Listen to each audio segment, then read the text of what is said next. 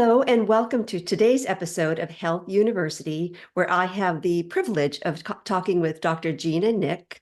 Dr. Gina is the founder of The Best Daily Ever, and The Best Daily Ever is a glutathione product, and we're going to take a little bit of a dive into what is glutathione and why should you care. But first, a little bit about Dr. Gina. She is a world-renowned naturopathic physician, a researcher, and a formulator based in Newport Beach, California, and also has licenses in California and Hawaii.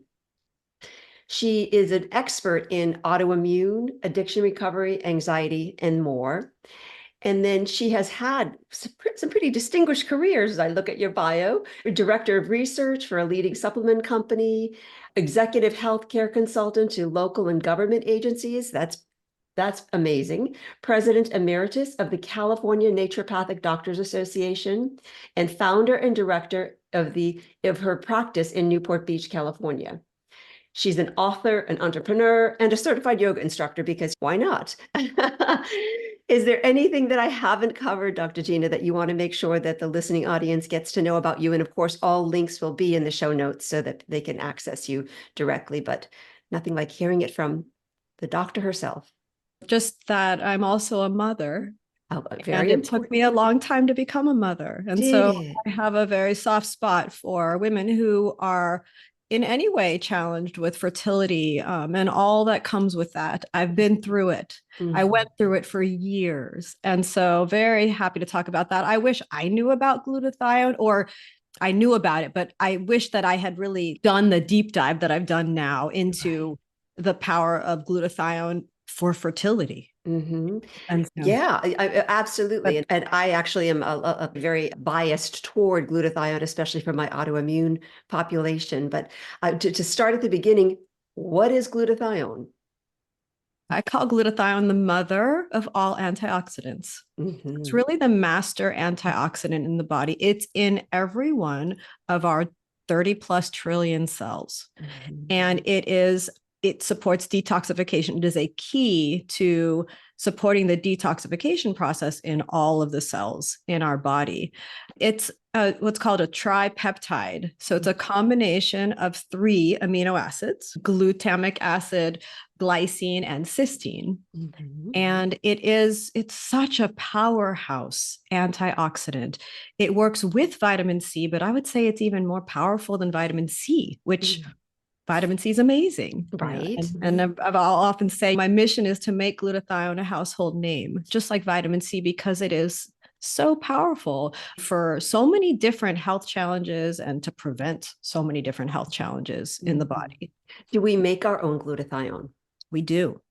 So if we, I'm going to be Jane listener out there. If I make it, why do I need to take it? Yeah. It's a great question. You can also get it in your diet. Mm-hmm. Things like broccoli and peaches and cherries and avocados. There are foods that are higher in glutathione. The reason to supplement is because glutathione is the main detoxifying agent in our body.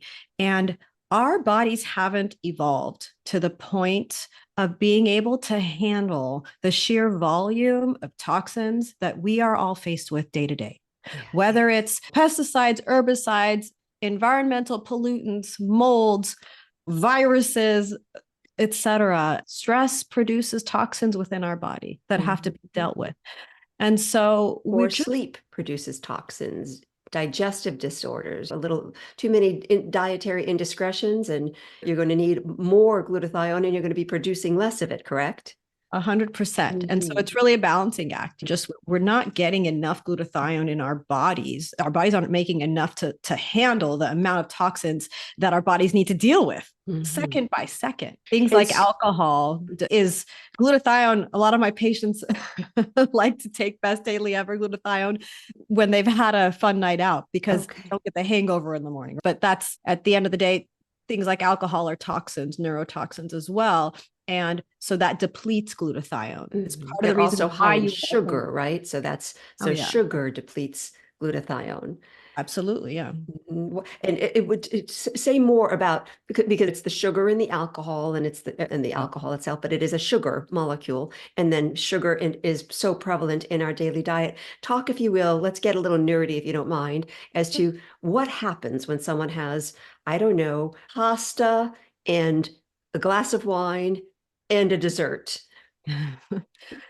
So it's almost like your body just goes into overload. It's like, where do we begin? Pasta is high in gluten. We've all heard, I think, by now about gluten, right? Mm-hmm. And when you deal with autoimmune conditions such as Hashimoto's thyroiditis, which a lot of women challenged with fertility issues may have that, or they end up having it after they give birth. Exactly. That's what happened to me. Secondary infertility, one of the first things we look at is TPO, thyroid antibodies, as well as vitamin D. Yeah. Because these poor gals they've just taken it on the chin, so to speak. Their immune systems have taken it on the chin through pregnancy and postpartum, and they never quite recover. And they feel better because they're not zombies anymore, but they're not better. So what happens if somebody doesn't attend to one's detox pathways?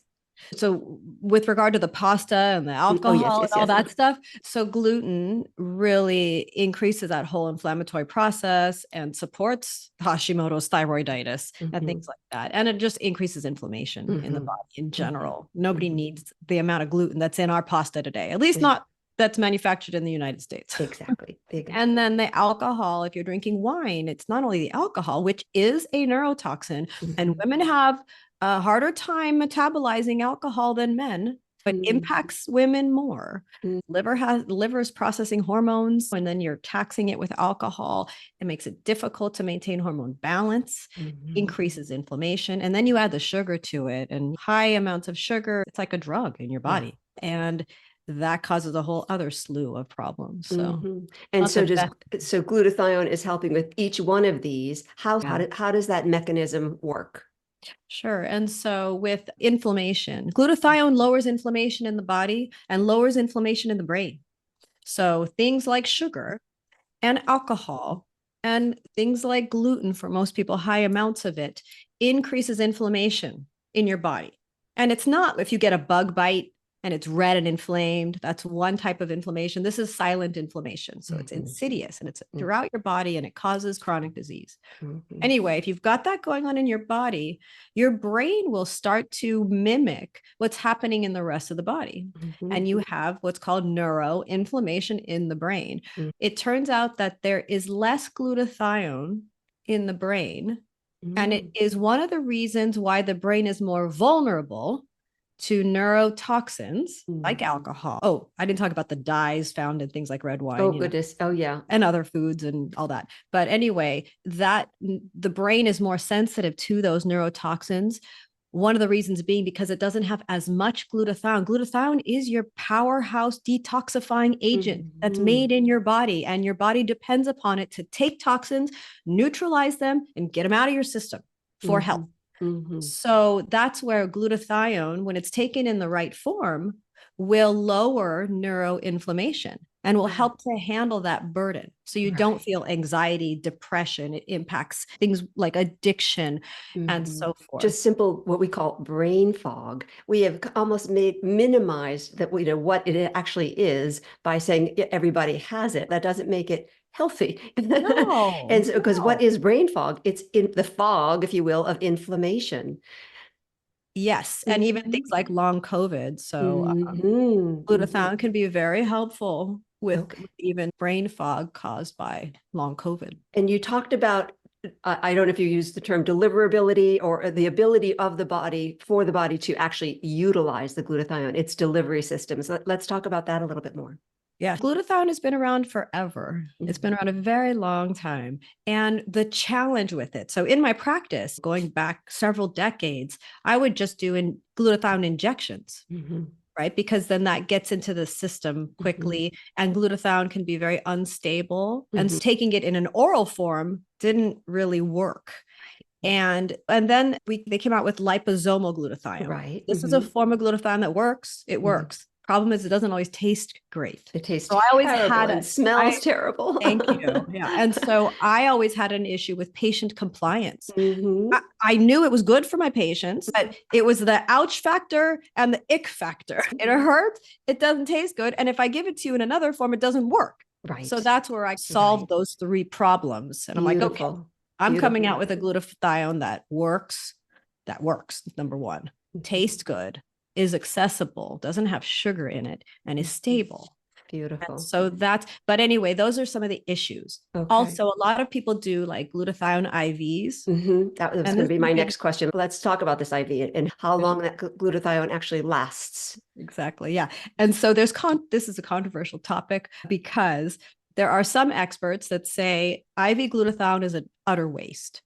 And one of them is Dr. Patel, and he's a world-renowned expert in glutathione, and he's a friend of mine. He's a colleague. And we talk about this, and I understand what he's talking about, because not all that glutathione that you're taking in IV is actually getting into the cells, into the cytosol, then into the mitochondria where it actually will work, because it's a tripeptide. It's big for it to get in there.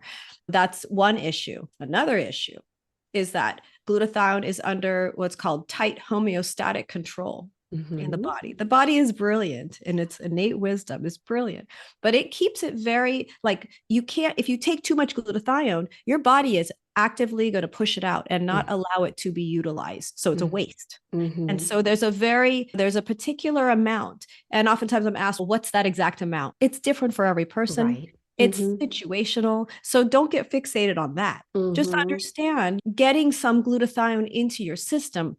I'm a fan of doing something every day that supports detoxification. We're being burdened all the time. Yes. And so that's why I called this glutathione best daily ever, because do it daily at a dose that is what's called a physiologic dose, not a high dose, but just feeding your body with what it already makes, what it already knows how to use at a dose that's reasonable day, to keep things in balance. Just, if I may, I just want, because I really want to repeat, I want to make people to really hear this. Getting those big glutathione IVs, what I'm hearing you say is the body will utilize what it can, but then push out the rest. So you're just getting a very expensive waste product. And does it not have a relatively short half-life? So the duration for which this glutathione IV is going to be effective is not that long. And then how much of it is actually getting into the cells? Like you talked about would say 0. He'd say none of it gets in. I give intramuscular injections in my practice. So I'm like, I'm not that I wouldn't say none of it gets in, because I still use the injections in my practice, but I also have my patients taking glutathione every day. And then for specific patients, I'll do the injections. So anyway, it's questionable how stable it remains, even when it's in the IV bag. And then how much is actually getting absorbed and used and is going to benefit you. Yeah, great. Thank you. Thanks for letting me repeat that, because I wanted to make sure that people don't just say, I'm getting my IV once a week, and people aren't usually getting their IV once a week. They're getting it once every 3 weeks or something. So you're really being bereft of the glutathione for that. What's the half-life? Is it like 72 hours or something like that? It's between 48 to 72 hours. Yeah. But I always say, just like habits, what you do day to day is more important than what you do once a week, once every 3 weeks, once a month. It's really, and this as a practitioner in this world, you really want to look at, what are you doing daily? Take those little steps daily that's moving you more towards working with your body's own ability to heal itself. Bingo. Couldn't have said that better. Tell me about, is there a particular population of, I'm going to say females, people with ovaries and uterus, for whom glutathione is a must? I have my own opinion, but I want to hear who you would say, if you have this, then please don't go without glutathione. Thank you for sharing in our conversation here at Health University. One of the ways in which we help people improve their fertility is through our 5-element fertility quiz. Please click on the link below at yourfertilityquiz.com and take this short quiz. You'll receive a free report that includes easy-to-implement ideas to improve your whole health and your fertile health. Now let's return to our topic in today's episode. So I think I think Yeah. all women need some, really do. That's what I've seen from being in practice for so long. If you have an autoimmune condition, if you have attention deficit disorder, if you have autism, if you have foggy brain, if you have hormonal imbalance, if you take any hormones, if you drink alcohol, if you're living on the planet. Right, exactly. But really, like, for those are biggies. If you suffer with infertility, glutathione can be very powerful for men and women. It helps with the quality of the sperm, and it also helps to protect the ovaries and the uterus. So it really helps with the entire process. Right, because oftentimes what is happening from male factor infertility is reactive oxidative species. And so having this powerhouse, as you say, really sweep the decks each day is going to make that next ejaculate of sperm much more healthy, much more vital. Yeah. And even when I was in naturopathic medical school forever ago, I was taught, if for any patients with infertility, the first thing you do is a liver detox. Again, it was a little more rudimentary back then, but it was like, you got to detox the liver. And then lo and behold, women would get pregnant and they'd have, and so it was the biggest thing to do. And that's where glutathione is your main detoxification powerhouse supplement that will support that whole process and help with the clearance of hormones. And when you say, glutathione imperative for hormonal balancing, that is the liver detox component, because the liver's clearing once used need to be excreted hormones. The liver's also helping to produce cofactors for developing hormones. Yeah. And so to take this glutathione each day is only going to enhance one's liver capability. Yeah, for all of its tasks.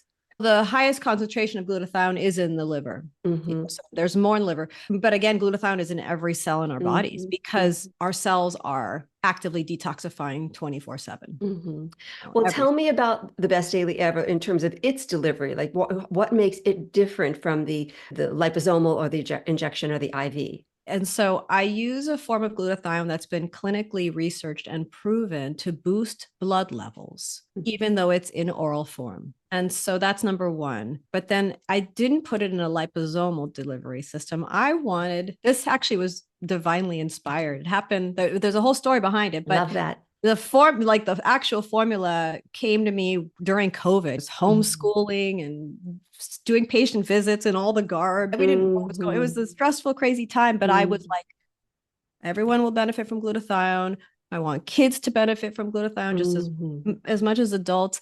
And I'm like, I want to see glutathione in a form that tastes like candy, looks like candy, but is the opposite. So it's like the hack to candy. And so I always thought pixie sticks were the coolest thing. Oh, so yeah. I'll come up with a formula that looks like a pixie stick, tastes like a pixie stick. And so that's what happened. I put together this formula, no sugar. I sweetened it with glycine, stevia, and glycine is one of the peptides in this tripeptide. Brilliant. That's also calming and supports detoxification and all that. I just woke up one morning and I'm like, glycine. I love when that's divinely inspired. Glycine, that can be just part of the formulation as opposed to an additive or a delivery. That's brilliant.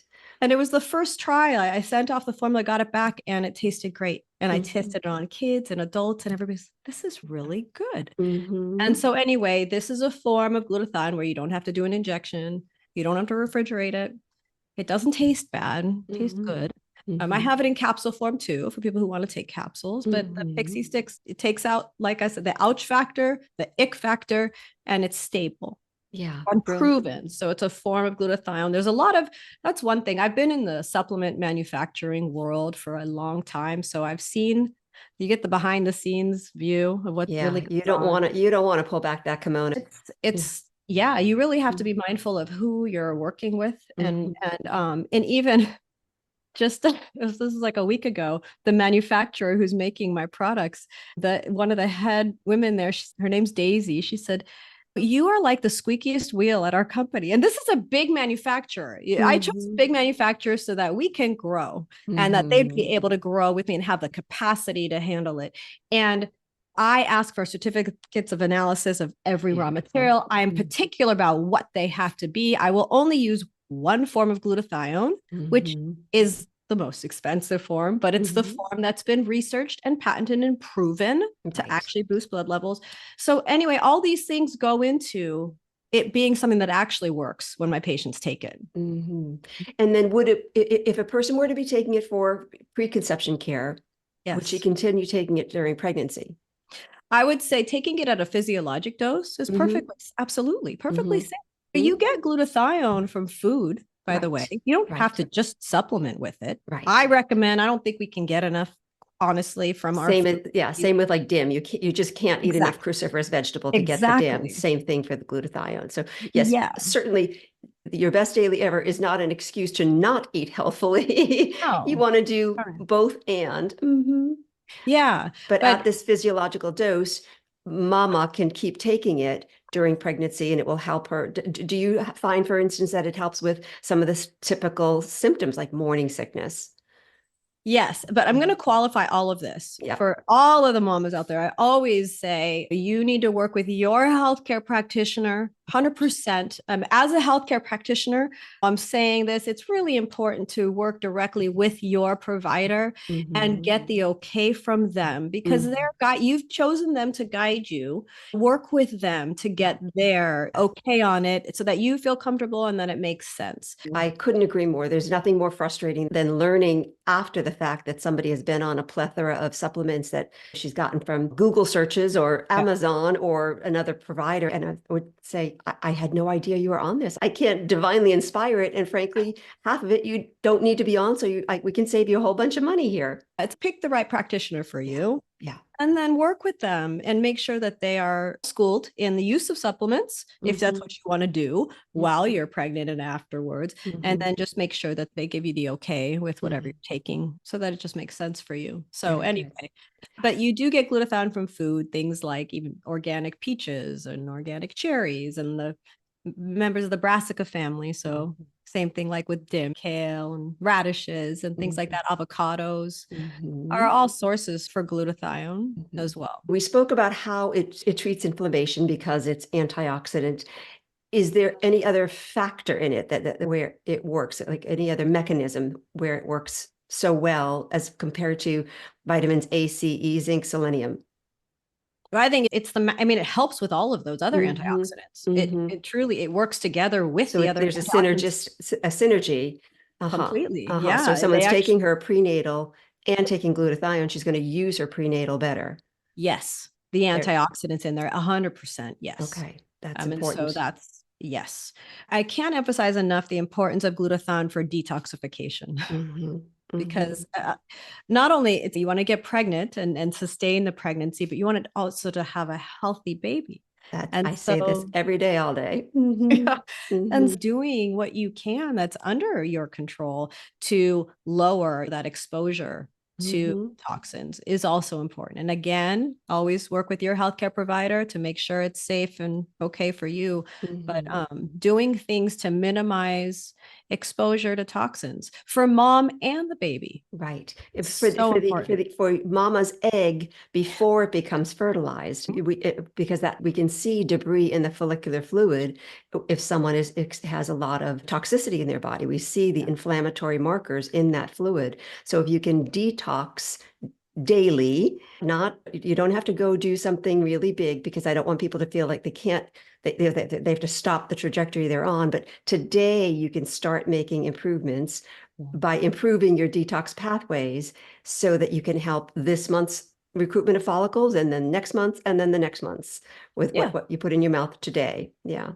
And I'm really big on detoxification. I wrote a book about it. I've created the standard process purification program. I'm really passionate. And I have a 21-day group purification program. So I do advocate for when you can, and if you can, taking that time to really eat the foods and do the things that are going to support detox, even with glutathione. So I do advocate for doing those other quality detox program too. Right. But boy, what you're doing day to day is just like a habit. It is so important to. And I would say I guess I would suggest that by the time, if someone's listening to this and saying, I want to get pregnant, again, starting a detox program now, if you're about to walk into your stim cycle for your IVF retrieval, then you might need to be a little bit gentler. Use the time between retrieval and transfer, 21 days, but while their embryos are getting tested and so on and so forth, to really do your detox. 21 days is only 3 weeks, and that goes by in a blip. And it doesn't have to be a juice fast or a water fast. Like it can be simple changes to your diet, increasing your water intake. And it doesn't have to be hard. It's just but making those changes that you can carry even through your pregnancy and afterwards. Exactly. Changing activities of daily living so that you don't need to do a big detox is really the optimal way to live life. Is there anything that I've been pummeling you with questions, and I want to make sure you get to convey to the listeners any pearls that you want to make sure that by the time we wrap up, you don't feel like you've forgotten to share something important?